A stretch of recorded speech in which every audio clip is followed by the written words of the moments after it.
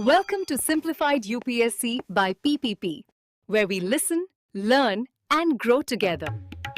Detailed lecture notes in English and Hindi, plus practice questions for prelims and mains, only on our Telegram channel. Link in description. Like and subscribe for more. Simplified UPSC by PPP में आपका स्वागत है। आज हम NCERT कक्षा 11 भूगोल की किताब इंडिया फिजिकल एनवायरनमेंट के एक बहुत ही फाउंडेशनल चैप्टर अध्याय 6 यानी मृदा या सॉइल्स पर एक विस्तृत चर्चा करेंगे। हाँ, बिल्कुल। भारत जैसे कृषि प्रधान देश के लिए मिट्टी का अध्ययन सिर्फ भूगोल का हिस्सा नहीं, बल्कि मैं कहूंगी अर्थव्यवस्था, पर्यावरण और हमारी खाद्य सुरक्षा सबकी कुंजी है। सही बात है। नेचुरली यूपीएससी प्रीलिम्स और मेंस दोनों के लिए ये बेहद जरूरी है।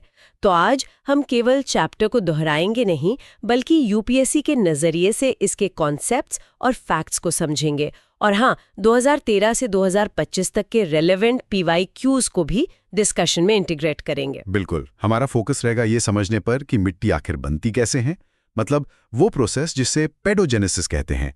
भारत में कौन कौन सी प्रमुख मिट्टियां पाई जाती हैं, उनकी स्पेसिफिक कैरेक्टरिस्टिक्स क्या हैं और उनका डिस्ट्रीब्यूशन यानी भारत के किन इलाकों में वो मिलती हैं। अच्छा। और हाँ, सॉइल डिग्रेडेशन यानी मृदा निम्नीकरण और सॉइल कॉन्जर्वेशन यानी मृदा संरक्षण जैसे क्रिटिकल इश्यूज पर भी विस्तार से बात करेंगे, जो मेंस जीएस पेपर 3 के लिहाज से बहुत महत्वपूर्ण है। राइट। तो चलिए सबसे बुनियादी सवाल से शुरू करते हैं। मिट्टी आखिर है क्या? टेक्निकली देखें तो ये पृथ्वी की सबसे ऊपरी परत है, जिसमें चट्टानों के टूटे हुए कण मतलब रॉक डेब्री और सड़े गले जैविक पदार्थ ऑर्गेनिक मटेरियल्स या ह्यूमस मिले होते हैं। लेकिन इससे भी बढ़कर ये एक डायनामिक, एक लिविंग सिस्टम है। इसका बनना पेडोजेनेसिस एक धीमी लेकिन लगातार चलने वाली प्रक्रिया है और इसके बनने के पीछे कई फैक्टर्स काम करते हैं। हाँ। याद कीजिए, यूपीएससी प्रीलिम्स 2013 में सॉइल फॉर्मेशन के फैक्टर्स पर सीधा सवाल था। इन फैक्टर्स को समझना ही भारत की मिट्टी में इतनी विविधता क्यों है, इसका जवाब देता है। एकदम सही कहा। देखिए, मिट्टी बनने के पीछे ना 5 मुख्य प्राकृतिक कारक हैं। पहला तो है जनक सामग्री, पेरेंट मटेरियल, यानी वो चट्टान जिसके टूटने से मिट्टी बनी है। जैसे दक्षिण भारत में पुरानी ग्रेनाइट और नीस चट्टानें हैं, या फिर दक्कन ट्रैप के बेसाल्ट चट्टानें काली मिट्टी बनाती हैं। अच्छा।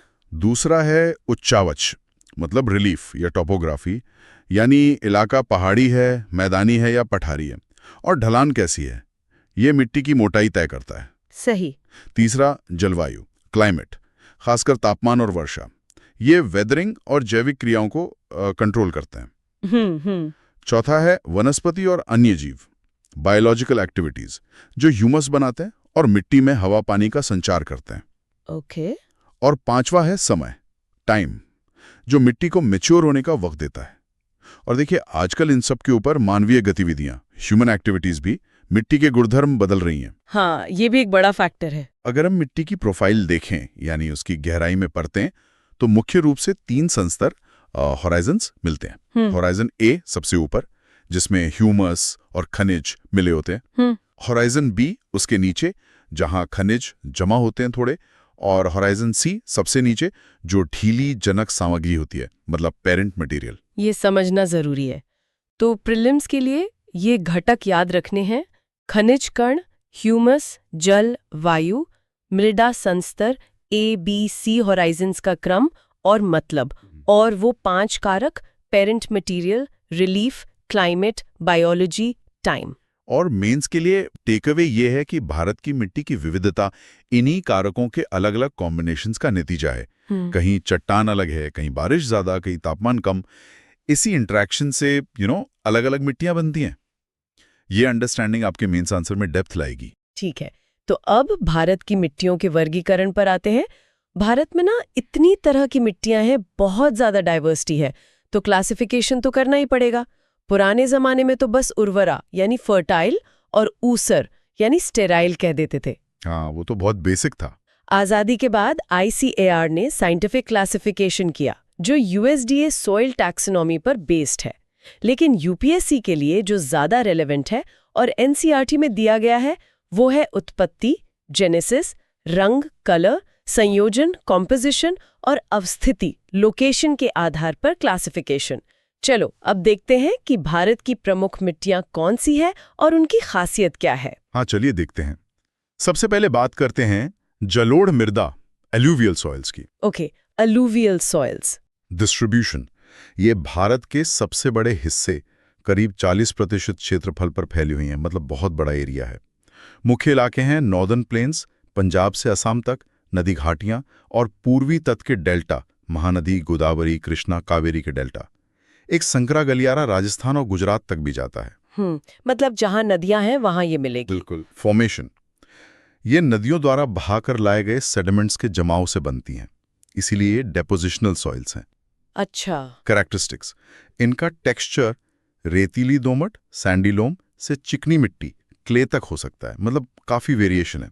पोटैश भरपूर होता है, पर फॉस्फोरस की कमी मिलती है अक्सर। Okay, potash rich, phosphorus poor. हाँ, इनमें दो मुख्य प्रकार हैं। खादर, नई जलोढ़, जो हर साल बाढ़ से बनती हैं, ज्यादा फर्टाइल होती है, और बांगर, पुरानी जलोढ़, जो ऊंचाई पर मिलती है और इसमें कंकड़ कैल्केरियस नोड्यूल्स होते हैं। रंग हल्का ग्रे से राख जैसा होता है, और हाँ, बहुत उपजाऊ होती हैं। लाते हैं। राइट। अब दूसरी प्रमुख मिट्टी, काली मिट्टी की बात करते हैं। हाँ, काली मृदा, ब्लैक सॉइल्स, जिसे रेगूर भी कहते हैं। हाँ, रेगूर मिट्टी। डिस्ट्रीब्यूशन, इनका मेन एरिया है डेक्कन प्लेटो, महाराष्ट्र, पश्चिमी मध्य प्रदेश, गुजरात, आंध्र प्रदेश, कर्नाटक और तमिलनाडु के कुछ हिस्से। मालवा पठार पर भी मिलती हैं। ओके, डेक्कन ट्रैप वाला एरिया। बिल्कुल। फॉर्मेशन, ये डेक्कन ट्रैप्स की बेसोल्टिक लावा चट्टानों के वेदरिंग से बनी है। कैरेक्टरिस्टिक्स, इन्हें रेगूर मिट्टी भी कहते हैं, और कपास की खेती के लिए बेस्ट होने के कारण ब्लैक कॉटन सॉइल भी। ये बहुत महीन कणों वाली, क्लेई, गहरी और पानी को सोख कर रखने वाली इम्पर्मिएबल होती हैं। गीली होने पर फूलती हैं और चिपचिपी हो जाती हैं, और सूखने पर सिक उड़ती हैं, जिससे गहरी दरारें पड़ जाती हैं। इसी को स्वतः जुताई, सेल्फ प्लोइंग कहते हैं। हाँ, वो सेल्फ प्लोइंग वाला फीचर तो बहुत यूनिक है इसका। बिल्कुल बिल्कुल। मॉइस्चर रिटेंशन कैपेसिटी बहुत हाई होती है। इनमें चूना, लोहा, मैग्नीशियम, एल्यूमिनियम, पोटैश काफी होता है, पर नाइट्रोजन, फॉस्फोरस और ऑर्गेनिक मैटर कम होता है। अच्छा, न्यूट्रिएंट्स का प्रोफाइल अलग है जलोढ़ से। हाँ, लोकेशनल न्यूआंस, गोदावरी, कृष्णा की ऊपरी घाटियों और डेक्कन प्लेटो के नॉर्थ वेस्ट में ये काफी गहरी पाई जाती हैं। ये सेल्फ प्लोइंग वाली बात दिलचस्प है। क्या इसका मतलब है कि जुताई की जरूरत कम पड़ती है, या इन दरारों से नमी जल्दी उड़ भी जाती होगी? देखिए, ये दरारें एरेशन में मदद करती हैं, लेकिन हाँ, तेजी से मॉइस्चर लॉस भी हो सकता है अगर बारिश के तुरंत बाद इन्हें जोता ना जाए। और क्योंकि इनमें क्ले कंटेंट ज्यादा है, तो गीली होने पर इनमें हल चलाना मुश्किल होता है। इसीलिए किसान अक्सर मानसून की पहली बौछार से पहले ही जुताई कर लेते हैं। अंडरस्टूड। काफी ट्रिकी सॉइल है मैनेज करने में। अगली मिट्टी है लाल और पीली मिट्टी। लाल और पीली मृदा, रेड एंड येलो सॉइल्स। ये कहाँ मिलती है? डिस्ट्रीब्यूशन, ये दक्कन पठार के पूर्वी और दक्षिणी हिस्सों में मिलती हैं, जैसे ओडिशा, छत्तीसगढ़ से लेकर तमिलनाडु तक। मध्य गंगा मैदान के दक्षिणी हिस्से और वेस्टर्न घाट्स के पायडमोंट जोन, मतलब गिरिपथ क्षेत्र में भी पाई जाती हैं। ओके।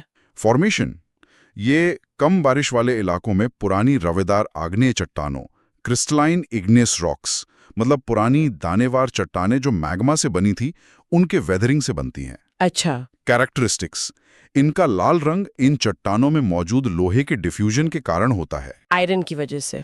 हाँ, और जब इनमें पानी मिलता है हाइड्रेटेड फॉर्म में, तो ये पीली दिखती हैं। टेक्सचर रेतीली से लेकर चिकनी तक हो सकता है। इनमें नाइट्रोजन, फॉस्फोरस और ह्यूमस की आमतौर पर कमी होती है, तो फर्टिलिटी जलोढ़ या काली मिट्टी से कम होती है। तो इन इलाकों में कृषि के लिए पोषक तत्वों का प्रबंधन एक चुनौती होगी। ठीक है, अब बात करते हैं लैटराइट मिट्टी की।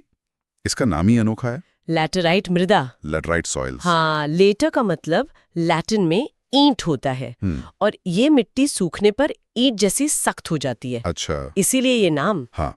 डिस्ट्रीब्यूशन, ये उन इलाकों में मिलती हैं जहां तापमान ज्यादा और बारिश बहुत भारी होती है, जैसे वेस्टर्न घाट्स के शिखर, ईस्टर्न घाट्स, कर्नाटक, केरल, तमिलनाडु, मध्य प्रदेश, ओडिशा और असम के पहाड़ी इलाके।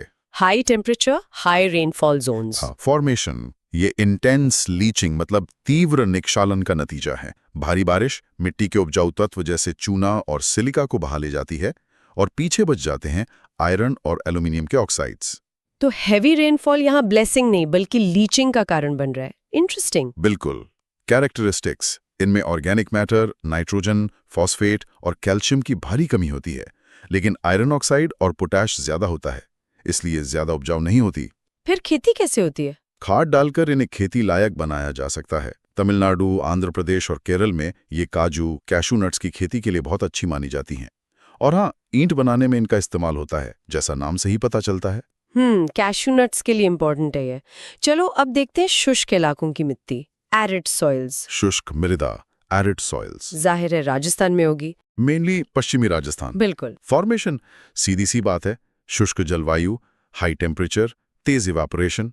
कैरेक्टरिस्टिक्स, रंग लाल से हल्का भूरा, टेक्सचर रेतीली सैंडी और स्ट्रक्चर बलुई, प्रकृति में लवणीय होती है।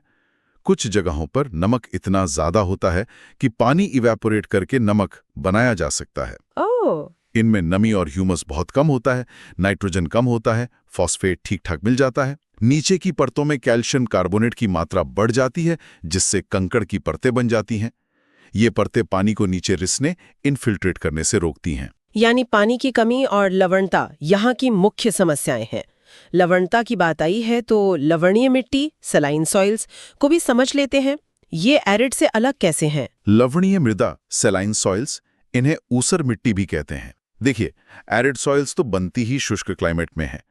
सलाइन सॉइल्स शुष्क, अर्धशुष्क इलाकों के अलावा वाटर लॉग्ड मतलब जल जमाव वाले और दलदली इलाकों में भी मिल सकती हैं। अच्छा, ये फर्क है। हाँ, डिस्ट्रीब्यूशन जैसे गुजरात, पश्चिमी राजस्थान, कच्छ का रण, पश्चिम बंगाल का सुंदरबन डेल्टा और पंजाब हरियाणा के वो हिस्से जहाँ सिंचाई ज्यादा होती है, वहाँ ही पाई जाती हैं। पंजाब हरियाणा, वहाँ तो बारिश ठीक होती है। हाँ, यही फॉर्मेशन का फर्क आता है। फॉर्मेशन प्राकृतिक रूप से ये खराब ड्रेनेज वाले इलाकों में बनती हैं, लेकिन पंजाब, हरियाणा, पश्चिमी यूपी जैसे इलाकों में ज्यादा सिंचाई, ओवर इरिगेशन के कारण कैपिलरी एक्शन से जमीन के नीचे के लवण सतह पर आ जाते हैं और जमा हो जाते हैं। हो, ये तो मानव निर्मित समस्या हो गई एक तरह से। बिल्कुल। कैरेक्टरिस्टिक्स, इनमें सोडियम, पोटेशियम, मैग्नीशियम के सॉल्ट्स ज्यादा होते हैं। ये इनफर्टाइल होती हैं और इनमें ज्यादातर पेड़ पौधे नहीं उग पाते। इनकी लवणता कम करने के लिए जिप्सम मिलाने की सलाह दी जाती है। ये ग्रीन रेवोल्यूशन का एक साइड इफेक्ट भी है ना? खासकर पंजाब और हरियाणा में नहर सिंचाई के कारण ये समस्या बढ़ी है। बिल्कुल सही पकड़ा। आप जल्दी से दो और प्रकार देख लेते हैं, पीटमे और वन मृदा। हाँ। पीटमे मृदा यानी पीटी सॉइल्स, ये भारी वर्षा और हाई ह्यूमिडिटी वाले इलाकों में मिलती हैं, जहां खूब सारी वनस्पति होती है और पानी भरा रहता है, जैसे बिहार का उत्तरी भाग, उत्तराखंड का दक्षिणी भाग, पश्चिम बंगाल, उड़ीसा, तमिलनाडु के तटीय क्षेत्र। मतलब बहुत वेट कंडीशंस। हाँ, इनमें ऑर्गेनिक मैटर और ह्यूमस बहुत ज्यादा 40-50% तक होता है। ये भारी, काले रंग की और अक्सर अम्लीय होती हैं, एसिडिक होती हैं, हालांकि कुछ क्षारीय भी हो सकती हैं। ओके। और फॉरेस्ट सॉइल्स? वन मृदा, हाँ। फॉरेस्ट सॉइल्स, ये पहाड़ी और जंगली इलाकों में मिलती हैं, जहां ठीक ठाक बारिश होती है, खासकर हिमालय में। इनका नेचर वहां के एनवायरनमेंट पर डिपेंड करता है। घाटियों में ये दोमट, लोमी और सिल्टी होती हैं, ऊपरी ढलानों पर मोटे कणों वाली। बर्फीले इलाकों में ये ज्यादातर डीन्यूडेड मतलब अनाच्छादित और एसिडिक होती हैं, जिनमें ह्यूमस कम होता है।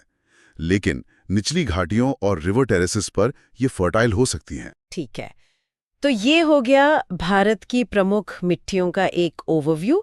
प्रीलिम्स के लिए टेक अवे: हर मिट्टी का प्रकार, alluvial, black, red yellow, laterite, arid, सेलाइन, PT, forest, उसकी मुख्य पहचान, रंग, टेक्सचर, की कापटी जैसे सेल्फ प्लाउइंग, लीचिंग, डिस्ट्रीब्यूशन, कौन से राज्य, रीजन, खास फसल जैसे कॉटन के लिए ब्लैक, कैशू के लिए लेटराइट, और स्पेशल टर्म्स जैसे रेगुर, खादर, बांगर, ऊसर, कंकर, ये सब याद रखना है। हाँ, और मैप वर्क बहुत जरूरी है।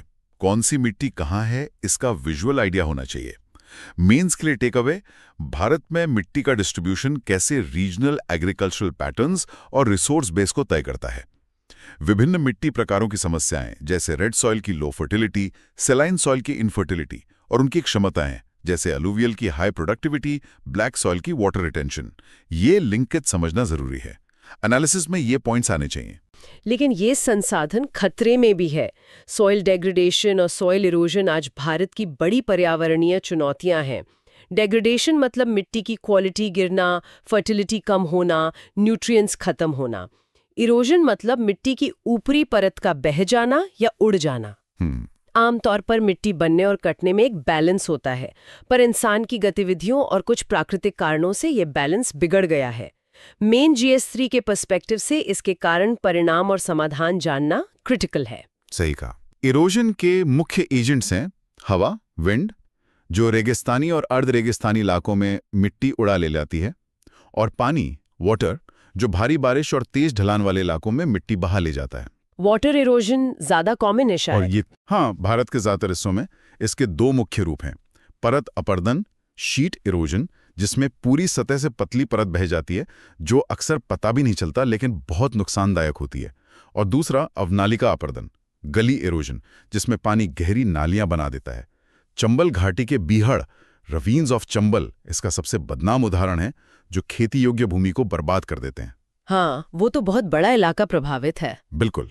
और डिग्रेडेशन के पीछे मुख्य कारण है, पहला वनोन्मूलन, डिफॉरेस्टेशन। जंगल कटने से मिट्टी सीधी बारिश और हवा के संपर्क में आती है, अनप्रोटेक्टेड हो जाती है। सही। दूसरा अतिचराई, ओवरग्रेजिंग, पशुओं द्वारा ज्यादा चरने से घास का कवर हट जाता है। तीसरा अवैज्ञानिक कृषि पद्धतियां, जैसे झूम खेती, शिफ्टिंग कल्टीवेशन, में जंगल जलाकर खेती करना। नॉर्थ ईस्ट में ये प्रैक्टिस है। हाँ। चौथा अत्यधिक सिंचाई, ओवर इरिगेशन, जैसा हमने सलाइन सॉइल्स में देखा, इससे लवणता, सैलिनिटी और क्षारीयता, एल्कलिनिटी बढ़ती है, खासकर पंजाब, हरियाणा, पश्चिमी यूपी में। और पांचवां रासायनिक उर्वरकों का अंधाधुंध प्रयोग, बिना जैविक खाद, ऑर्गेनिक मैन्योर के लगातार केमिकल फर्टिलाइजर्स डालने से मिट्टी की हेल्थ खराब होती है, उसका स्ट्रक्चर बिगड़ता है। ये सारे तो ह्यूमन फैक्टर्स ही लग रहे हैं ज्यादातर। हाँ, काफी हद तक। एक अनुमान है कि भारत की लगभग आधी जमीन किसी न किसी तरह के डिग्रेडेशन से प्रभावित है। ये आंकड़ा वाकई चिंताजनक है। आधी जमीन, ये बहुत गंभीर बात है। तो प्रीलिम्स टेक अवे, डिग्रेडेशन और इरोजन की डेफिनेशन, इरोजन के एजेंट्स, विंड, वाटर और टाइप्स, शीट, गली। डिग्रेडेशन के मुख्य कारण, deforestation, overgrazing, shifting cultivation, over irrigation, chemical fertilisers. प्रभावित क्षेत्र का उदाहरण जैसे चंबल रेवीन्स। और मेन टेकअवे, सॉइल डिग्रेडेशन एक मल्टी फैसेटेड एनवायरमेंटल चैलेंज है, जिसके सोशियो इकोनॉमिक कॉन्सिक्वेंसेज हैं, जैसे कृषि उत्पादकता में कमी, फूड सिक्योरिटी पर असर और बाढ़ का खतरा बढ़ना। इसमें मानवीय गतिविधियों की भूमिका प्रमुख है, ये हाईलाइट करना होगा। अगर समस्याएं मानवीय गतिविधियों से बढ़ रही हैं, तो समाधान भी हमारे ही हाथ में है। यहीं पर सॉइल कॉन्जर्वेशन यानी मृदा संरक्षण का महत्व आता है। ये वो तरीके हैं जिनसे हम मिट्टी की फर्टिलिटी बचा सकते हैं, इरोजन रोक सकते हैं और खराब हो चुकी मिट्टी को सुधार सकते हैं। बिल्कुल। UPSC मेंस में इस पर सीधा सवाल आ सकता है, जैसे भारत में अपनाई जा रही प्रमुख मृदा संरक्षण विधियों का विश्लेषण करें और विभिन्न भौगोलिक और जलवायु परिस्थितियों में उनकी प्रभावशीलता पर चर्चा करें। चलो अब देखते हैं कुछ प्रमुख उपाय और इनसे जुड़े PYQs। हाँ जरूर। सबसे पहले पारंपरिक और वाइडली यूज्ड मेथड्स देखते हैं। जैसे पानी के बहाव को रोका जाता है, टेरेस फार्मिंग। हाँ। फिर है समोच्च रेखीय बंदिका, ये प्रीलिम्स 2013 Q24 में पूछा गया था। इसका प्रिंसिपल है स्लोप के अगेंस्ट काम करना, ढलान पर समान ऊंचाई वाले बिंदुओं, कॉन्टूर्स को मिलाते हुए मेड़ या बंद बना दिए जाते हैं। अच्छा, कॉन्टूर लाइंस के साथ साथ। हाँ, ये पानी के बहाव को धीमा करते हैं, उसे मिट्टी में सोखने, इन्फिल्ट्रेट करने का मौका देते हैं और मिट्टी को बहने से रोकते हैं। ये ढलान वाली कृषि भूमि पर जन अपर्दन रोकने का कारगर तरीका है। ये तो काफी लॉजिकल है। फिर वनों का सही प्रबंधन, रेगुलेटेड फॉरेस्ट्री और नियंत्रित चराई, कंट्रोल्ड ग्रेजिंग। आवारा पशुओं को रोकना जरूरी है।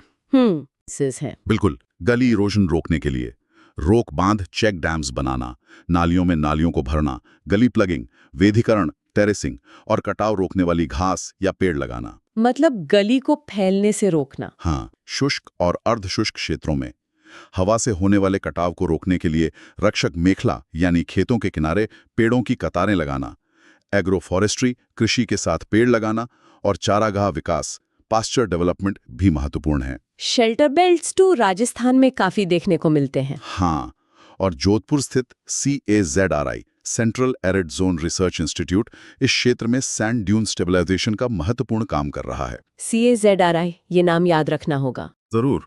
लवणता नियंत्रण के लिए सिंचाई का सही प्रबंधन, जैसे ड्रिप और स्प्रिंकलर सिंचाई अपनाना और प्रभावित मिट्टी में जिप्सम का प्रयोग करना। जिप्सम फैसिलिटी, ठीक है। और उर्वरता बढ़ाने के लिए केमिकल फर्टिलाइजर्स के साथ गोबर की खाद या कंपोस्ट जैसी जैविक खाद का इस्तेमाल करना, मतलब इंटीग्रेटेड न्यूट्रिएंट मैनेजमेंट। ये तो हुए स्थापित तरीके। हाल के वर्षों में कुछ नई टेक्निक्स पर भी यूपीएससी का ध्यान गया है। Let's discuss some PYQs related to them. पहला है बायोचार। 2020 प्रीलिम्स Q80 में इसके फायदे पूछे गए थे। हाँ, बायोचार आजकल काफी चर्चा में है। ये बायोमास को कम ऑक्सीजन में जलाकर बनता है। तो इसके फायदे क्या बताए गए थे PYQ में? PYQ के अनुसार इसे वर्टिकल फार्मिंग में ग्रोइंग मीडियम की तरह इस्तेमाल कर सकते हैं। ये मिट्टी में नाइट्रोजन फिक्सिंग माइक्रोब्स को बढ़ावा देता है और इसकी वाटर रिटेंशन कैपेसिटी अच्छी होती है। और ये तीनों बातें सही हैं। अच्छा, तो ये मिट्टी सुधारने में काफी कारगर है। बिल्कुल। दूसरा PYQ था शून्य जुताई, zero tillage, no till farming पर। यह भी 2020 प्रीलिम्स का Q83 में था। जीरो टिलेज मतलब बिना जुताई के खेती। हाँ, इसमें खेत की जुताई के बिना पिछली फसल के अवशेषों रेजिड्यू में ही अगली फसल बो दी जाती है। इसके फायदे पूछे गए थे। क्या फायदे हैं इसके? फायदे हैं, फसल अवशेष जलाने की जरूरत नहीं पड़ती, जिससे प्रदूषण कम होता है। धान की सीबी बुआई, डायरेक्ट सीडिंग संभव है बिना नर्सरी के।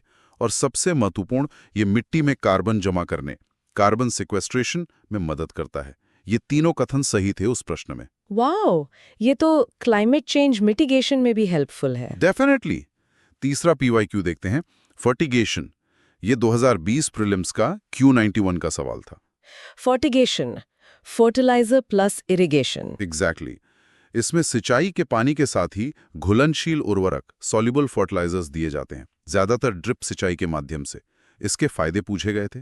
को पोषक तत्व आसानी से और जरूरत के अनुसार मिलते हैं, इंक्रीज्ड अवेलेबिलिटी ऑफ न्यूट्रिएंट्स, और उर्वरकों का लीचिंग यानी पानी के साथ बहकर बर्बाद होना कम होता है। मतलब एफिशिएंसी बढ़ जाती है। बिल्कुल। हाँ, पर यह ध्यान रखना है कि रॉक फॉस्फेट जैसे कुछ अघुलनशील उर्वरक इससे नहीं दी जा सकते। सवाल में यह भी पूछा गया था। अच्छा पॉइंट है। ये एक बहुत इंपॉर्टेंट प्रीलिम्स फैक्ट है कि ये नई तकनीकें न केवल मिट्टी संरक्षण करती हैं, बल्कि पानी और उर्वरक जैसे इनपुट्स की एफिशिएंसी भी बढ़ाती हैं।